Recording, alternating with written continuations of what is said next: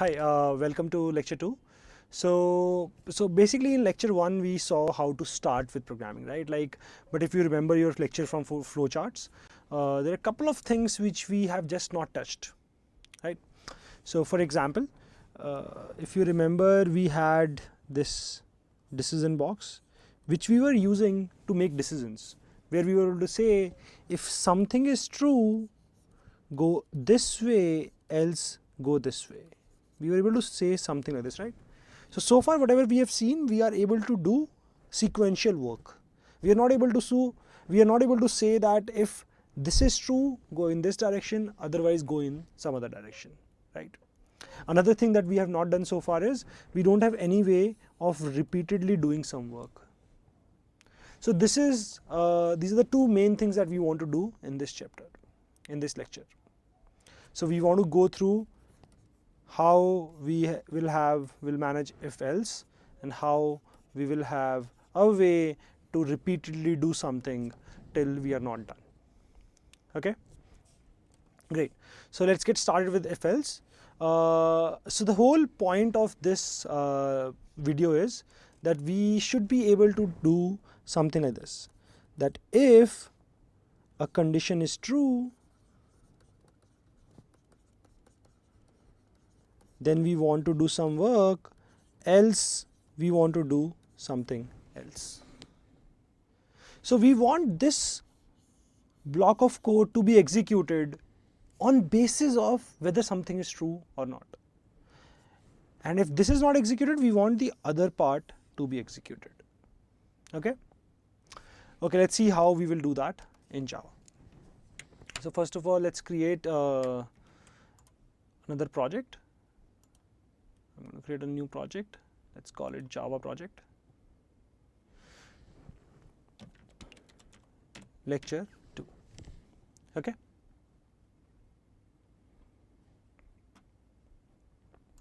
Finish. So now within lecture 2, what you want is so there we have two options. One option is that we have this empty project called lecture 2.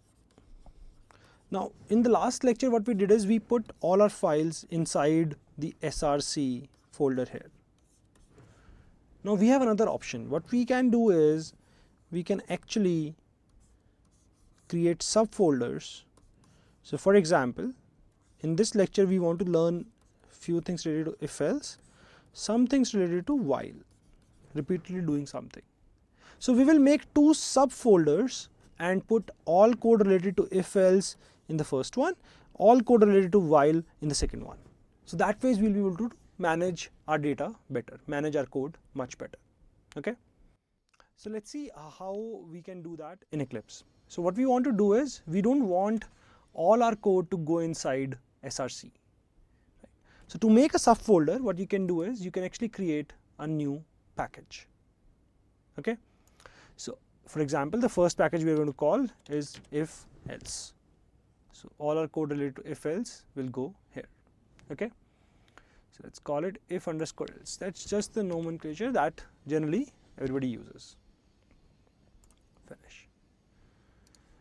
So the first code that I want to write is a very simple program which checks whether a number, it's take a number from the user and it checks whether the number is odd or even. Very simple program. If the number is even, it's going to print even. If it's odd, it's going to print odd. Okay. So let's call our file even odd. Okay.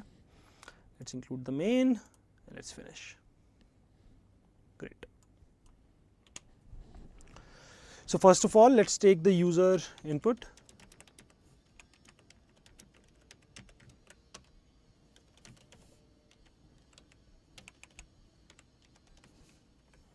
User से input ले लेते हैं, ठीक है. सो user से input लेने के बाद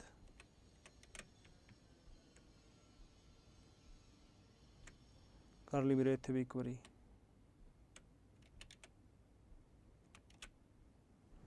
ठीक है.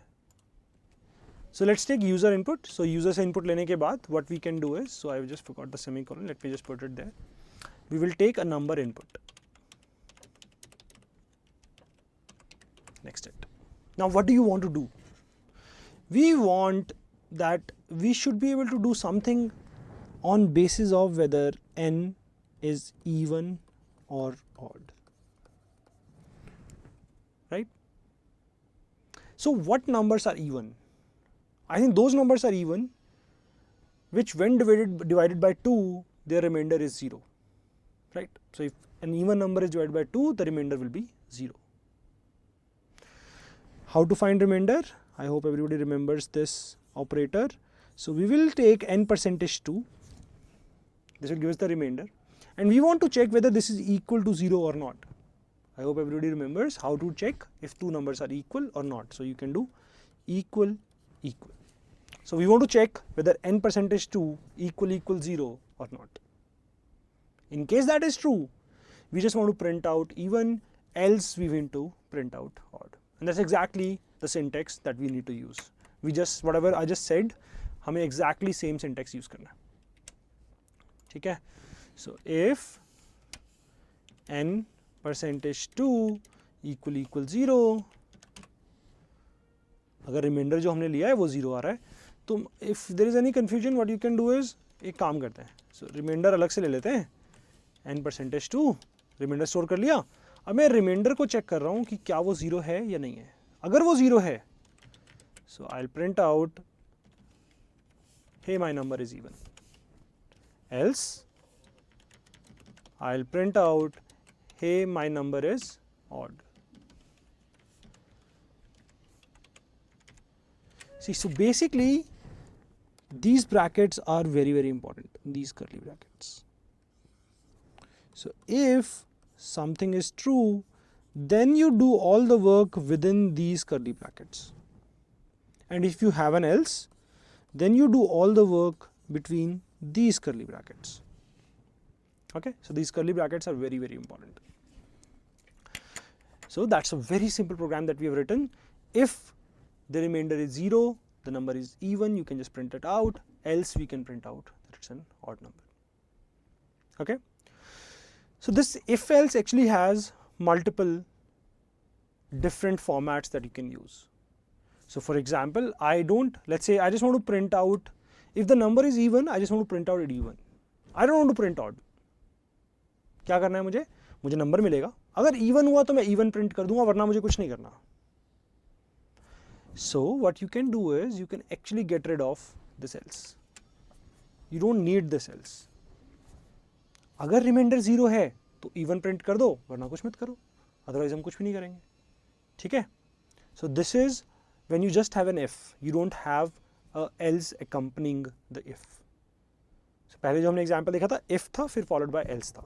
जरूरी नहीं है. We can just have an if and then we don't need to have an else. अच्छा, अगर मैं ये कर दूंगा तो क्या होगा? अब क्या होगा? अगर नंबर इवन हुआ तो इवन तो प्रिंट होगा. जो नीचे वाला पार्ट है, जो मेरा ये वाला कोड है, ये किसी एल्स के अंदर नहीं है, सो ये भी एग्जीक्यूट होगा. सो अगर रिमाइंडर 0 है तो इवन प्रिंट होगा एंड ऑड भी प्रिंट होगा. अगर रिमाइंडर 0 नहीं है तो मैं इफ में नहीं जाऊंगा, तो मैं सिर्फ ऑड प्रिंट कर दूंगा नंबर को. So let's run this, let's see if that what I am saying is exactly how it works. 12 try करें. इसने पहले इवन बोला फिर ऑड बोला. 13 ट्राई करें. It's saying only odd, because अगर ऑड है तो वो इफ के अंदर नहीं जा रहा, तो वो सिर्फ ऑड प्रिंट करेगा. अगर इवन है तो वो इफ के अंदर जा रहा है और नीचे तो आ ही रहा है उसके बाद, तो हमारा काम दोनों जगह पे हो रहा है. गड़बड़ है ना? अगर इवन ऑड करना है तो सो एक सिंपल सा सोल्यूशन तो यही है कि एल्स लिख लो, जैसे हमने पहले किया था, वो बढ़िया चल रहा था. We have one more option. भाई यहां पर जैसे इवन डिसाइड हुआ, हमारा काम खत्म हो गया ना. क्या करना था? नंबर मिलेगा, नंबर चेक करना था इवन है या नहीं. हमने इवन चेक कर लिया, हमारा काम खत्म हो गया. So if you want, you can actually terminate your program here. You can terminate main here, and as soon as main is terminated, काम खत्म हो जाता है. To do so, you can just write return. This is similar to and that we had in flow chart. मैंने return लिख दिया तो मेरा मेन खत्म हो जाएगा वहाँ पे. सो अगर मैं इफ में गया, मैं इवन प्रिंट करूंगा, मैं रिटर्न कर जाऊंगा, मैं नीचे नहीं पहुंचूंगा. अगर मैं इफ में नहीं गया, सो मेरे पास दो ऑप्शन है, या तो इस इफ से मैं सीधा नीचे पहुंच जाऊंगा, so I am not going to return, या फिर इस इफ के बाद मैं इस लाइन पे जाऊंगा, फिर मैं इस लाइन पे जाऊंगा and I will return, I will not come to line number 15. Okay, so this code will also work absolutely fine, because if a number is even, it's going to print even, and it's not going to print odd after that, because it will basically return from here. Try कर लेते हैं. So 12 is even, 13 is odd, exactly what we were expecting. Okay, great. So we actually have one more format of if else. So to look at that, let's create another file. एक और file बनाते हैं. Let's create another file and let's name it largest of 3.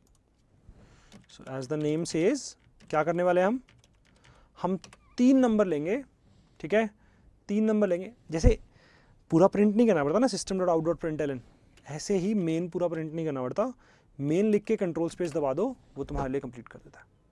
ठीक है, so main लिखा, control space. मैं actually भूल गया था मेन पे क्लिक करना. Okay, so what do we want to do?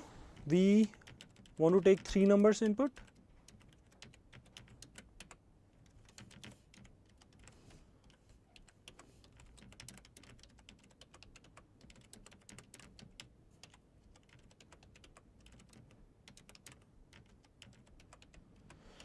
तीन नंबर ले लिए. अब क्या करना है मुझे? अगर a दोनों से बड़ा है तो मुझे a प्रिंट करना है, अगर b दोनों से बड़ा है तो मुझे b प्रिंट करना है, अगर c दोनों से बड़ा है तो मुझे c प्रिंट करना है. So one way to think about this is, let's check for a. अगर a हुआ दोनों से बड़ा तो हम a को प्रिंट कर देंगे.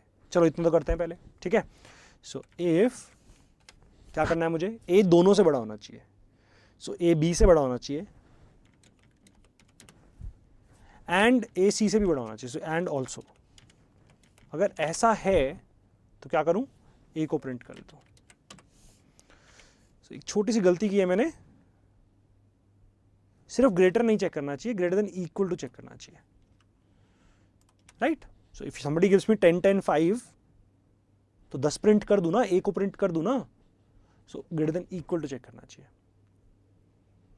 अगर ए सबसे बड़ा है तो मस्त हो गया, हमारा कोड सही चलेगा एकदम. What if a is not the largest? Then we can have an else. So अगर a सबसे बड़ा है तो काम खत्म हो जाएगा ऊपर ही हमारा, बेसिकली हमें और कुछ नहीं करना, वरना else में आ जाएगा. अब क्या करें? else में आया है तो मतलब a तो नहीं है सबसे बड़ा. b के लिए चेक कर लेते हैं. If b greater than equal to c and also b greater than equal to a. मैं इसको ऑप्टिमाइज नहीं कर रहा. I know I don't have to compare with a say तो कंपेयर हो चुका है ऑलरेडी, सिर्फ सी से कंपेयर करके चल जाएगा. बट ठीक है, मैं दोनों के लिए लिख रहा हूँ. तो क्या करूँ? I can just write B. इसका क्या मतलब हुआ? सुनो ध्यान से. सो अगर ए लार्जेस्ट है तो हम ए को प्रिंट कर देते हैं. अगर ए लार्जेस्ट नहीं है तो हम बी के लिए चेक कर रहे हैं. अगर ए लार्जेस्ट नहीं है तो ही बी के लिए चेक कर रहे हैं. अगर बी भी लार्जेस्ट नहीं है तो क्या करें? इसके साथ एक और एल्स लगा देते हैं. इस एल्स में मैं कब आऊंगा? मैं इस एल्स में तब आता हूं अगर ये कंडीशन फॉल्स हो जाए तो मैं एल्स में आता हूं, फिर ये कंडीशन भी फॉल्स हो जाए तो मैं नीचे दूसरे एल्स में आता हूं. So in this case I can very easily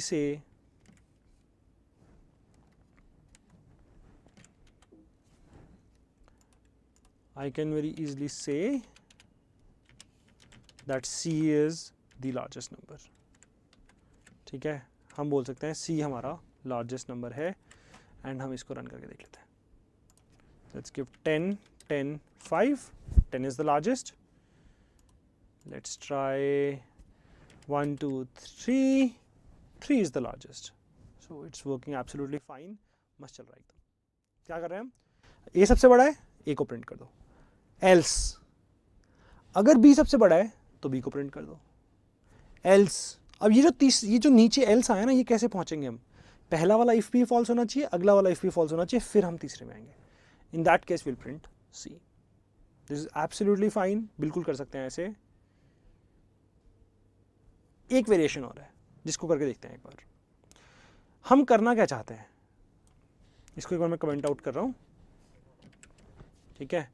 हम करना क्या चाहते हैं, हम चाहते हैं कि अगर फर्स्ट कंडीशन ट्रू नहीं हो तो सेकंड कंडीशन चेक हो, अगर सेकंड कंडीशन ट्रू नहीं हो तो थर्ड चीज हो जाए बस अपने आप। So another format that you can use is if a greater than equal to b and also a greater than equal to c, we will do something else, and you can write a if here itself, b greater than equal to c and also b greater than equal to a, we will do something, and you can just have an else along with here itself, along with this. What this means is, what this whole block right now means is, अगर a दोनों से बड़ा है तो if में चले जाओ, यहां पे चले जाओ। In case that is not true, in case a सबसे बड़ा नहीं है तो सेकंड कंडीशन चेक करो, वरना सेकंड कंडीशन चेक ही नहीं होगी। सेकंड कंडीशन कब है? Else. If this condition is true, do this work, if this is not true, else ये करो, ठीक है। सो सेकंड कंडीशन तभी चेक होगी अगर पहली कंडीशन हमारी फॉल्स हो चुकी है, ठीक है। सो यहां पर हम बस अपना कोड लिख सकते हैं, ए, इस केस में हम बी लिख देंगे एंड इस केस में हम अपना सी लिख देंगे, ठीक है। इस केस में हम अपना सी लिख देंगे। So it's going to work exactly the way you think it's going to work. So अगर मैं 10 10 5 देता हूँ, ठीक है, एग्जाम्पल देखते हैं। So let's say I give 10, 10, 5। 10 10 से बड़ा या बराबर है? बराबर है, बिल्कुल है, तो ट्रू हो जाएगा। 10 5 से बड़ा है, सही हो जाएगा, तो 10 प्रिंट हो जाएगा। अब अगर तुम यहां पे देखोगे ये कंडीशन भी ट्रू है। कौन सी वाली कंडीशन? ये वाली कंडीशन बीच में। 10 5 से बड़ा है एंड 10 10 से बराबर है, बट ये कंडीशन चेक ही नहीं होगी। ये कंडीशन तभी चेक होगी अगर ये कंडीशन फॉल्स हुई होती तो, पर ये हमारी कंडीशन तो फॉल्स हुई नहीं, ये तो हमारी कंडीशन ट्रू हो गई। अगर ये ऊपर वाली कंडीशन फॉल्स हुई होती तभी नीचे वाली कंडीशन चेक होगी, वरना नहीं चेक होगी। So when you give this, A will get printed, B और सी प्रिंट नहीं होंगे। प्रूफ चाहिए तो ठीक है, एक बार छोटा सा टेस्ट कर लेते हैं। So let's just say that printing A, ठीक है, ए लिख देते हैं।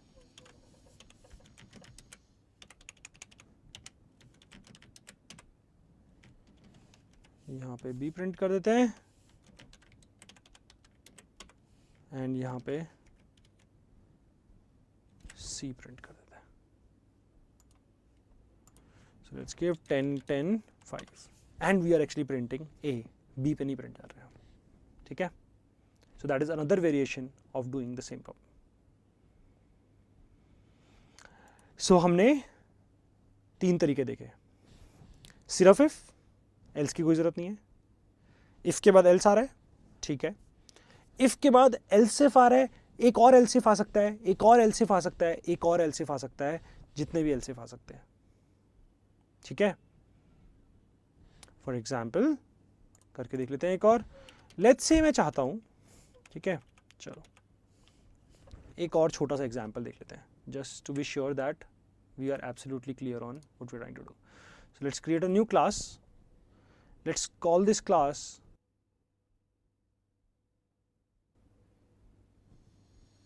int2string, ठीक है। let's call this class int2string। बहुत ही सिंपल प्रोग्राम होगा।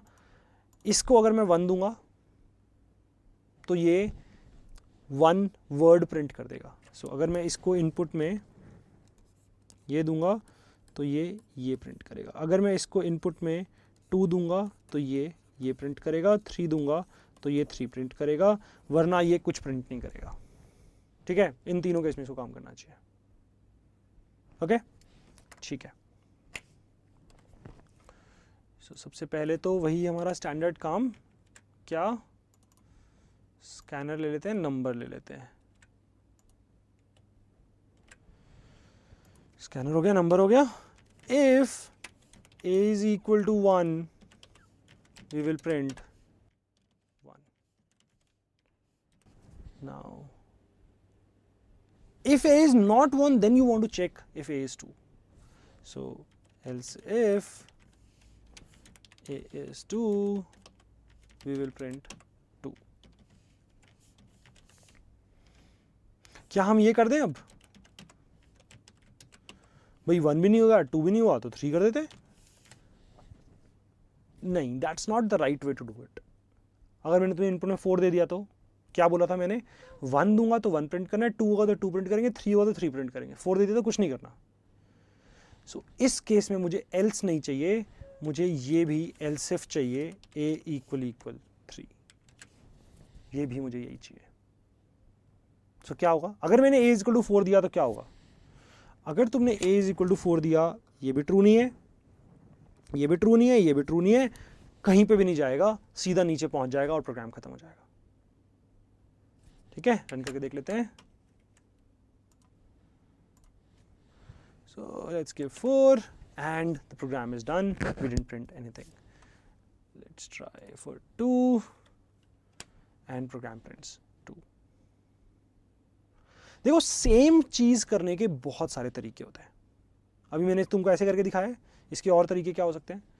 इसके और बहुत सारे तरीके हो सकते हैं. एक बड़ा सिंपल सा तरीका ये है कि यार एक काम करते हैं, let me just comment this out so that you guys have some reference. एक और काम ये कर सकते हैं, if a is 1 print out 1, if a is 2 print out 2, if a is 3 print out 3. This is exactly the same code. कुछ खास फर्क नहीं पड़ा इसके अंदर. क्या कर रहे हैं हम? a अगर 1 है तो 1 प्रिंट करते हैं, फिर हम चेक करते हैं क्या 2 है. यार अगर 1 था, 1 प्रिंट हो गया है तो 2 तो नहीं है ना, तो इसमें जाएगा नहीं. सो बेसिकली एक ही चीज़ प्रिंट होगी. अगर तुमने a को 4 दे दिया तो कुछ भी प्रिंट नहीं होगा. सो सेम एग्जैक्टली तरीके से वर्क करेगा, सेम आउटपुट आएगा यहाँ पर भी. Okay, great. So practice a lot on if else, different तरीके से प्रैक्टिस करो इसको. In the next video will start something called while loops. ठीक है, बहुत ही सही चीज़ है वो भी. Hopefully you enjoy doing if else. Please practice कर लीजिए. Thank you.